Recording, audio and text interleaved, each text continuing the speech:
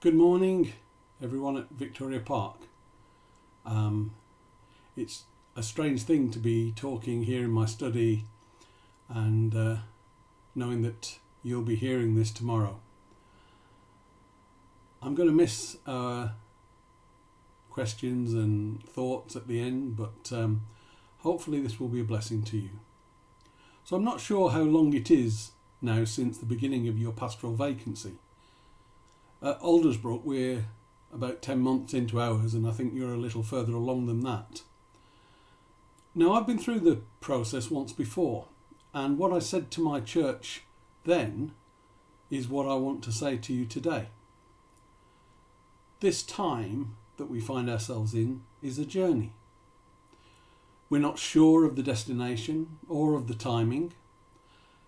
And now, on top of that, we all face this other journey. A journey through the pandemic, which for many people is a real wilderness. There are many different journeys in the Bible that I could speak about, and this morning I want to look at the journey of the Israelites from Egypt to the Promised Land.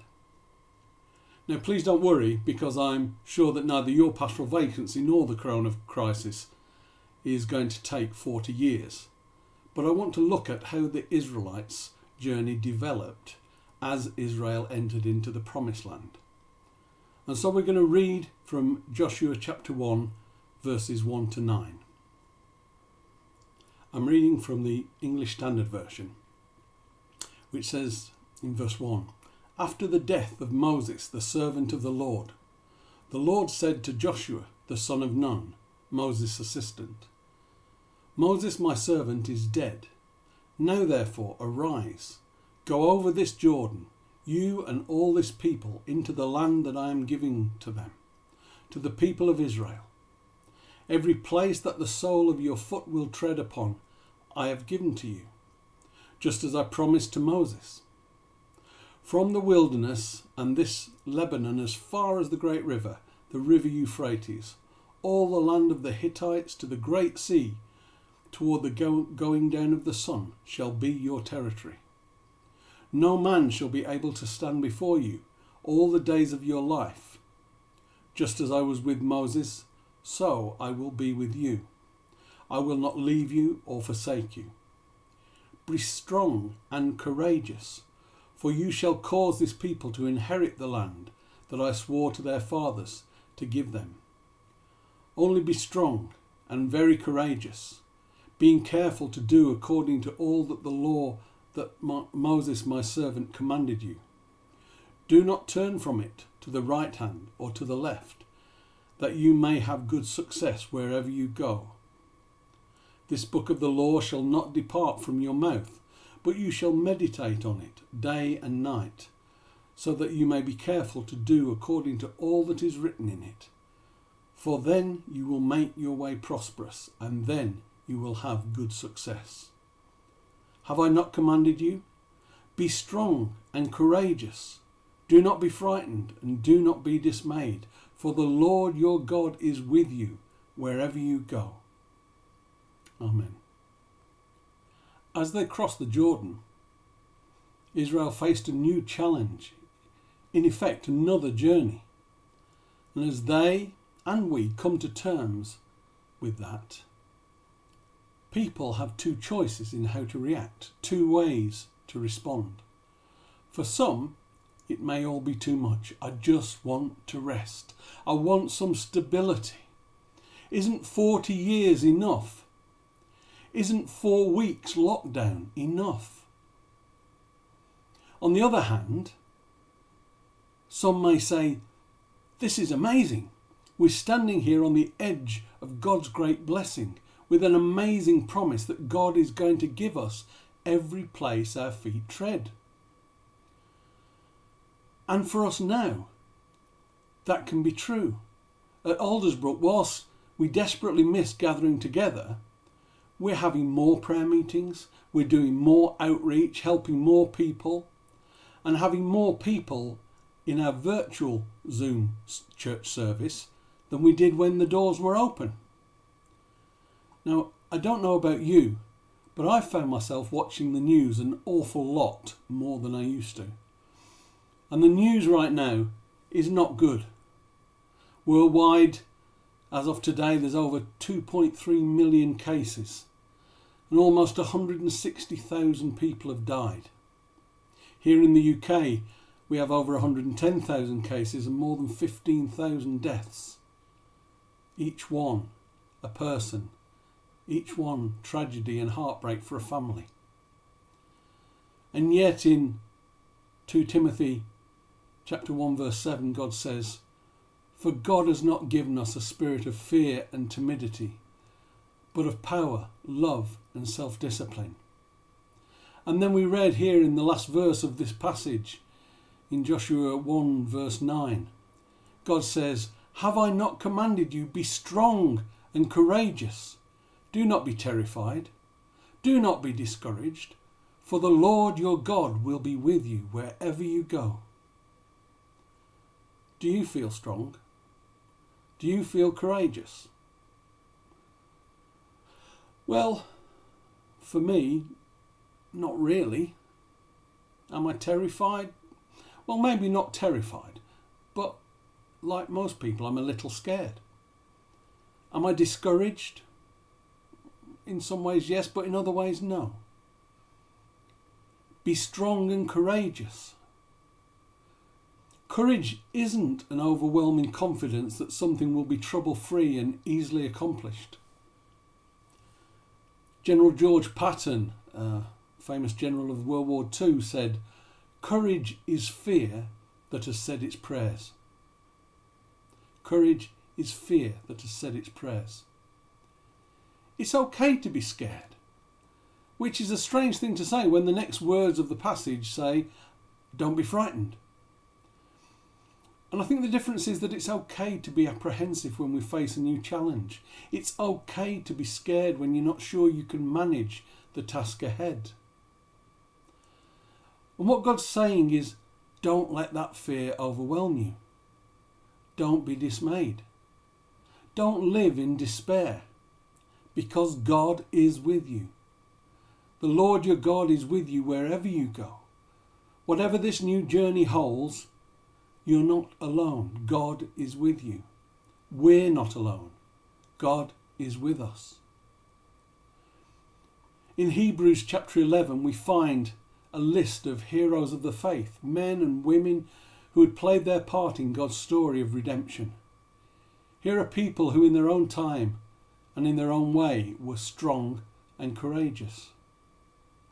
It's helpful for us to have these people listed out like this, because it's easier to focus on good examples of faith living, of being strong and courageous, than it is to follow abstract principles. We have listed here for us some mini pictures of those who were commended by God for their faith, starting with Abel through Noah, Abraham, Moses. There's women here also, Sarah and Rahab. And finally, we find that we don't have enough time, the writer says, to tell us about Gideon, Barak, Samson, Jephthah, David, Samuel and all the prophets. So there you have it. Be inspired. Be courageous. Just have faith like Abraham, Moses and David, and everything will be fine. Amen. Well, not quite amen. The problem is I'm not like them. Don't know about you, but I'm not. And that's the problem with heroes. We love to look at them and be inspired them, but I don't have a cape. And if I wore my underpants on the outside of my trousers, I still wouldn't be able to fly. It's one thing to be inspired by someone else, but if we can't identify with them, they just become like Superman. But if we look at the verses here in Hebrews 11, it tells us more about our heroes. And we see that they're far from perfect. Verse 13 says, all these people were still living by faith when they died. They did not receive the things promised. They only saw them and welcomed them from the distance. All the men and women listed were people of the future. They didn't dwell on their past or even on the present. They looked to the future. And that's what faith is about. Faith is being sure of what we hope for and certain of what we do not see. You may have seen on the TV some interviews with some of the emergency workers, the firemen, the paramedics in New York, in the city. And many have made comparisons to 9/11 and the disaster of that day.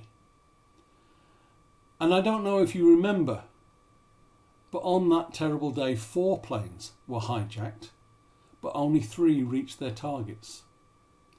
The 4th crashed in a field, and that was due in part to the actions of a man named Todd Beamer. He learned whilst he was on the flight by telephone that other hijackings had taken place that morning, and he guessed that his flight might also be used to kill great numbers on the ground. And so before Todd Beamer and his fellow passengers attempted to jump the terrorists who guarded them, he asked the operator to pray with him over the phone, and they said the 23rd Psalm together. And the last words heard from him constituted a charge to his fellow passengers. Let's roll! And then he and others sacrificed their own lives to save the lives of many others. This man, Todd Beamer, looked to the future. Now, I don't know what he was like, and the reports of it rightly focus on his good qualities. But I'm pretty sure he would be an ordinary man. That he worried about things, that he got frustrated and angry from time to time, and that in his youth he probably did some things he regretted. But that didn't stop him there on the plane. His past didn't matter. Even his present circumstances were secondary. What mattered was that he acted to affect the future of those who were the target of that 4th plane. Todd Beamer was a future person. The heroes of Hebrews 11 were future people. Jesus was a future person. He didn't live his life on earth for fun, for adventure, for safety or for comfort. His eyes were fixed on the glory to come and his reward, our salvation. And just like all these people, we are people of the future, and that's why we can take courage. As it moves into Hebrews 12, it goes on, therefore, since we are surrounded by such a huge crowd of witnesses to the life of faith, let us strip off every weight that slows us down, especially the sin that so easily trips us up. And let us run with endurance the race God has set before us. We do this by keeping our eyes on Jesus, the champion who initiates and perfects our faith.